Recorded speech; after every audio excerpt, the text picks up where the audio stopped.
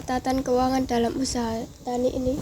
Kalau pencatatan secara detail harian tidak, tapi kita melakukan pencatatan paling nanti periode dalam bulanan dari kita keuntungan berapa, untuk tenaga kerja berapa, paling seperti itu. Jadi untuk pencatatan tidak harian seperti itu. Data apa saja yang biasanya dicatat, Pak? Biasanya waktu kita pembelian untuk pupuk, terus kemudian kita pembelian untuk bahan-bahan yang lain, misalnya untuk produksi pupuk organiknya, terus untuk kimianya, paling seperti itu. Jadi secara detail kita rinci kita tidak melakukan pencatatan. Seberapa sering pencatatan dilakukan, Pak? Paling 1 bulan 1 kali. Jadi kita global dalam 1 bulan itu tenaga masuk berapa kali seperti itu. Jadi tidak harian kita mencatat. Dalam 1 bulan itu kemarin kita belanja apa saja yang sudah kita notakan, kita kumpulkan. Jadi kan tidak setiap hari. Kira-kira mencatatnya dengan manual apa dengan alat aplikasi tertentu gitu? Sementara baru manual, belum dengan catatan yang mungkin dengan aplikasi atau yang lain. Bagaimana cara Bapak menghitung total biaya produksi? Sementara kita dengan metode sing mungkin hal sederhana ya aja nih, dari penjualan hasil dari yang kita panen, kemudian kita kurangi biaya produksi dalam satu periode itu berapa. Disitulah nanti ketemu untuk keuntungannya secara global, jadi tidak secara terperinci gitu. Menurut Bapak, biaya apa yang paling besar dalam usaha tani? Tenaga kerja itu paling besar. Apakah Bapak pernah mencoba atau menekan untuk menghemat biaya produksi? Untuk menghemat biaya produksi mungkin itu dengan tenaga manusia digantikan dengan tenaga mesin, itu juga lebih membantu, lebih ringan untuk biayanya. Jadi misalnya untuk tenaga pencangkulan kita menggunakan kultivator seperti itu kan juga menghemat untuk tenaga. Misalnya untuk penyiraman kita menggunakan semi manual dengan menggunakan alat untuk penyspray secara otomatis dengan mesin seperti itu metodenya. Kalau soal pendapatan, bagaimana cara menghitung pendapatan, Pak, dari hasil panennya itu? Yang saya sampaikan tadi, yo kita global untuk pemasukan penjualan itu berapa, kita kurangi biaya produksi, yo globalan dalam waktu 1 bulan misalnya tenaga kerja itu masuk berapa kali, biaya yang kemarin kita keluarkan pupuk obat itu berapa, nah itu nanti kan ketemu rata-rata untuk pengeluaran dan juga pemasukan. Karena pemasukan hasil panen itu tidak mesti dalam 1 bulan. Untuk tanaman kelengeng itu bisa kita panen, misalnya Januari tidak panen tapi pengeluaran ada terus. Nah kita panen raya di bulan, misalnya di bulan Maret, nah seperti itu. Apakah pendapatan selalu sama, Pak, setiap musimnya? Berbeda, tidak konsisten sama. Dan untuk saat ini dari tahun ke tahun akan mengalami kenaikan karena dari jumlah pohon yang kita budidayakan juga ada penambahan. Terus tanaman yang kemarin belum berbuah saat ini sudah bisa berbuah, yang kemarin tanamannya kecil sekarang besar, jadi produktivitasnya semakin tahun akan semakin meningkat seperti itu. Faktor apa saja yang mempengaruhi naik turunnya pendapatan?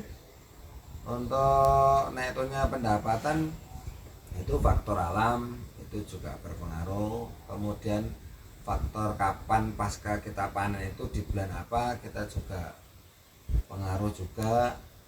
Terus kemudian yang saat ini justru kita akan mengalami sebuah kenaikan produktivitas karena ya itu tadi yang saya bilang tadi, pohonnya itu semakin besar dibandingkan pohon yang kemarin karena usia saat ini yang produktif itu usianya baru 3-4 tahun. Kalau soal keuntungannya, bagaimana cara mengetahui usaha tani untung atau rugi, Pak? Nah, saat ini kita dalam hal menganalisa usaha tani ini untung dan rugi, mungkin kita rugi di awal ya, soalnya kan itu belum kita stabil. bisa menikmati hasilnya. Kita bisa menikmati hasilnya itu kalau sudah usia kelengkeng itu 2 sampai 3, mulai dari 3 tahun ke atas baru kita akan menikmati hasilnya. Kalau baru usia penanaman 1 sampai 3 tahun mungkin belum kelihatan keuntungannya, bahkan relatif rugi kan, belum ada sebuah pemasukan. Jadi pemasukannya itu jangka panjang kalau kita pembahasan di tanaman kelengkeng. Jadi kalau kita menganalisa untung ruginya, masih untung secara finansialnya, itu profit kita masih untung seperti itu. Bagaimana cara menghitung keuntungan setiap musim? Setiap musim dari hasil penjualan keseluruhan yang kita panen itu kita akan kurangi dari pengeluaran yang selama ini mungkin kita catat ya. Itu nanti kan akan ketemu dari keuntungan. Mungkin di tahun pertama mulai produksi itu belum mencukupi untuk biaya operasional selama 3 tahun. Nah, itu kan belum bisa dinikmati lah. Nah, mungkin bisa kita nikmati di tahun keempat, kelima seperti itu. Apakah Bapak pernah mengalami kerugian? Apa penyebabnya, Pak? Kalau yang namanya kerugian sih kayaknya enggak rugi, cuman karena belum menikmati hasil penanaman yang kita tanam, maksudnya belum panen gitu aja. Kalau sudah panen di usia 3-4 tahun, insya Allah kan tetap secara profit ada. Mungkin kalau kita berbicara dalam satu tanaman ya, misalnya di usia sudah produktif, kemudian yang tadinya sudah kita rencanakan pembosanan Januari, kita punya angan-angan di bulan Agustus itu kita panen, kemudian terjadi sebuah serangan penyakit.